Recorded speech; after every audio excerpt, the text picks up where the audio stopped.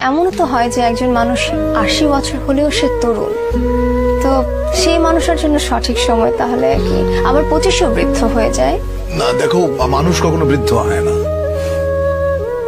মানুষ তার মনে মনে সারা জীবনে ২৮ বছরে থাকে। 28 এর পরে আর তার মানসিক বার্ধক্য আসে না। তার মানে কি আজকে এই মুহূর্তে আপনাকেও যদি আমি প্রশ্ন করি, তরুণ, আচ্ছা কি মনে হয় যে এই যে একটা ফেজ মানুষের লাইফের চেঞ্জেস গুলো, পরিবর্তন গুলো মানুষ যেগুলো পায় তার জীবনে, তার থেকে আপনি কি কি শিখতে পেরেছেন, আপনি কি কি নিয়েছেন? দেখো, এই পরিবর্তনগুলো যেভাবে হয় সেটা হচ্ছে যে কিছু কিছু পরিবর্তন মানুষ নিজেই করে, আর কিছু কিছু পরিবর্তন মানুষের জীবনে আসে যেটা সে কখনোই চায় না, কখনোই আশা করে নাই। এরকম অনেক জিনিস ঘটে, সেটা আমার জীবনে বহুবার ঘটেছে। আমি যেটা করতে চেয়েছি সেটা করতে পারিনি। আমি যাকে আঁকড়ে ধরতে চেয়েছি সে আমাকে ফেলে চলে গেছে, বা যাকে আমি স্নেহ দিতে গেছি সে আমাকে ঘৃণা করেছে।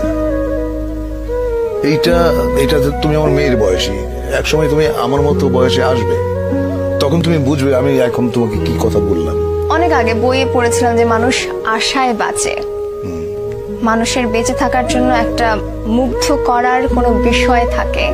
তো এই মুহূর্তে আপনার বেঁচে থাকার জন্য আপনাকে কোন বিষয়টা মুগ্ধ করছে? দুরাশা কিন্তু ভালো জিনিস না। দুরাশা বলতে আমি বলছি এইটা যে তুমি এমন কিছু আশা করবে না যেটা তোমার নাগালের বাইরে। তোমার নাগালের বাইরে যেটা, সেটা যখনই তুমি আশা করবে সেটা দুরাশা। দুরাশাটা করতে নেই, আশা করো যা তোমার ক্ষমতার ভেতরে আছে, যা তুমি অর্জন করতে পারবে, যা তুমি গ্রহণ করতে পারবে, ওইটুকু আশা নিয়েই মানুষ বাঁচে। অনেক সময় অনেক আশাই পূর্ণ হয় না, অনেক সময় তুমি আশা করো নাই এমন জিনিস ঘটে যায়।